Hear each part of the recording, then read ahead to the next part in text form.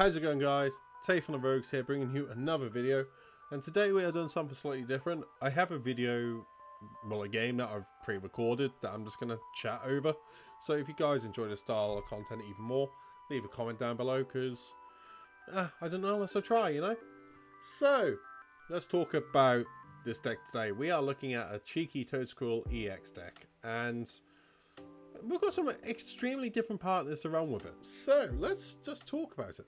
I like the idea of Toedscool EX because it literally stops all dark raw moon decks, and that's all what's on the ladder currently. Raw moon everywhere. So with protective mycelium, I believe that's how you pronounce it, it literally shuts all effects off of Pokemon's attacks done to any Pokemon that have energy attached to it. So Toedscool EX, as long as you got energy attached to your active Pokemon, no effects of attacks can happen to it. So that shuts off Sableye, that shuts off Raw and Moon, shuts off Giratina. Really, really useful. Even Yogaloop, it shuts the Yogaloop off, what is kind of cool as well, with especially what's running around in meta currently. So from there, we have Toedscool EX. I've paired the Toedscool EX with Lilligant V ASR. Now, Lilligant V ASR has never seen play. I don't think I've ever seen a deck anywhere what's run this. So let's have a look at Lilligant V ASR. We are mainly using it for the VSTAR power, and that is Star Perfume. Star Perfume. You may search your deck up to 5 in any combination of grass Pokemon or grass energy cards, and reveal them, put them in your hand, and shuffle your deck. Now, this allows us to ramp our deck so quick, it's ridiculous. If we have a great setup, we are able to get all our evolutions out. We're able to attach energies with the Cherrim, what we run in this list, and just turbo through everything. And since we also play Earthen Vessel, we have so many ways of finding energy just to accelerate to our board. It is ridiculous. Talking about energy acceleration, we are running the Cherrim, what has Spring Bloom on it, what allows us to attach a grass energy to any of our Pokemon as long as they've got a rule box. With the EXs now currently in format, all basics don't have any rule box anymore, so we are able to just churn out energy, evolve, then attack. I really enjoy this deck. If you like it, leave a like below.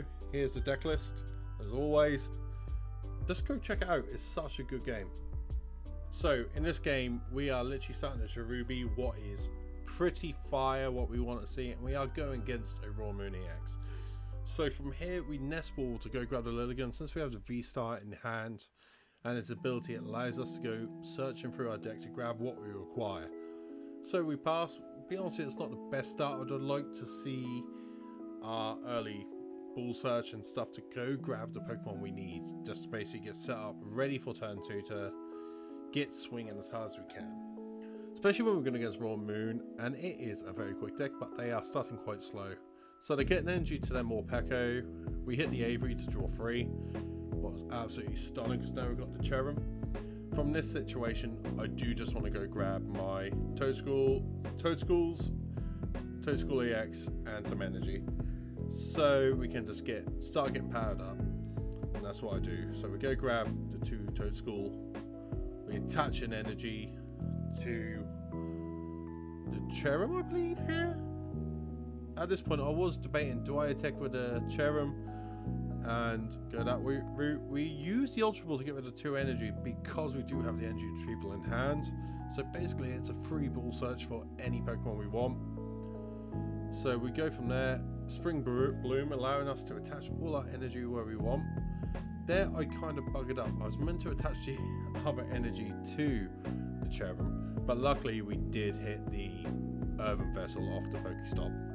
So for now, we Spring Bloom, spread out the energy as much as we can, and we go for the swing and knockout of Seed Bomb into the Morpeko. Thank God for weakness as it goes. So from there, they promote a Raw Moon. Now I feel a little bit more confident because I know they can't Dark Patch to the active, so that gives us a bit more of a chance here. They hit the nuts with the switch and the Dark Patch, so they Dark Patch to the active Seda. All they need is an Dark Patch and attach for turn. There it is. They bring up the Raw Moon. And I don't even have to discard the stadium here because Cherrim is such a baby little boy. So, we now go into Toedscool and we now look about just absolutely dismantling as best we can. Here we Industrious Incisor to see if we can just get another, basically get our bench set up. With VSTAR already, Iono is not going to hurt us too bad. We literally hit the nuts off that Iono, especially with the Super Rod. We hit the Earthen Vessel. So in this situation, I know I'll get knockout. We don't really want to rush too much more. We'll leave the hand as it is. I could have Super Rodded the Cherrim back into deck now, just in case I'm an Iono. But I thought they're going to be wanting to play the Sada's Vitality here more than anything, just trying to keep the race going on swings and knockouts. But in this situation, I know they can't knock out any of my 2 prizes instantly because we have energy attached to them unless they play Path, what I wasn't expecting to see. Especially in this list, it'll be a very rare day you see Raw Moon run a Path. It can. Personally, I like it, but I don't think many people would go that route. So now we Super Rod back in the Cherrim and 2 energy. We have Earthen Vessel, so it just allows us to go grab more energy. We start attaching where we can. We burn some cards down so we can use the Bibarel to draw some more. What seems like pretty much a waste of time, but we needed to see some extra cards. We hit the Ultra Ball off the Bibarel, so it allows us to get the Cherrim. What just basically allows us now to spread more energy around where we need it. Boss in for the Raw Moon. I debated using a Pokestop, but I didn't, just in case we end up binning more stuff than we require. We hit the Energy Retrieval, so next turn, no matter what's going on, unless we get Iono, like we should have game pretty much set up. But this is why I run the Bibarel. The Bibarel is just making you Iono proof this late in the game. They conceal cards. Nest Ball for another Raw Moon. Dark Patch to the Raw Moon. Pokestop funny E-switch, but end up getting rid of a Sada and a Dark Energy. From this situation, we only need 1 prize card left. I could BM them, but I don't, so we just use Colony Rush for 240 and take the last prize.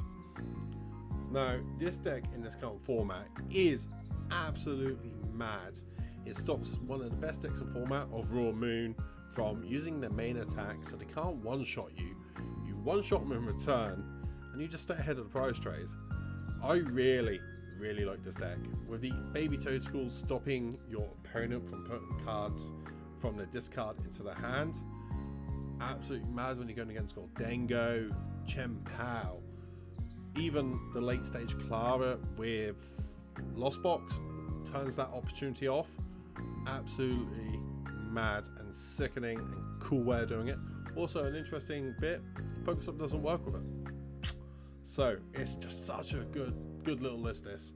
And I would expect to see maybe something like this do quite well at LAIC. Maybe, I don't know. I am recording this while LAIC is on, so if I predict it for the future, even cooler. But for now, I'll catch all you fine ass beautiful people later. Peace out guys. Bye.